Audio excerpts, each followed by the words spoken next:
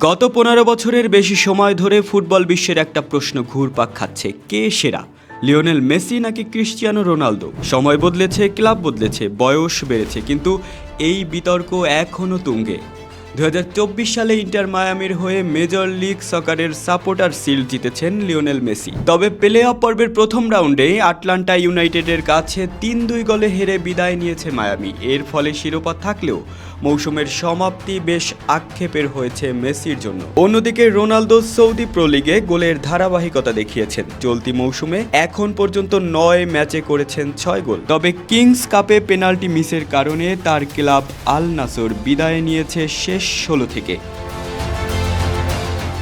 Lionel Messi 2024 মৌসুমে 35 ম্যাচে 29 গোল করেছে। ম্যাচ প্রতি গড় 0.85, অ্যাসিস্ট করেছেন 17 গোল। অপরদিকে ক্রিস্টিয়ানো রোনালদো 2024 মৌসুমে 47 ম্যাচে 37 গোল করেছেন। ম্যাচ প্রতি গড় 0.78, অ্যাসিস্ট করেছেন 7 গোল। জাতীয় দলের পারফরমেন্সের দিক থেকে মেসি কিছুটা এগিয়ে। আর্জেন্টিনার হয়ে কোপা আমেরিকা জিতেছেন তিনি, তবে গোল সংখ্যা তেমন উল্লেখযোগ্য ছিল না, মাত্র 1 গোল। এবছর জাতীয় দলের হয়ে তার মোট গোল 6।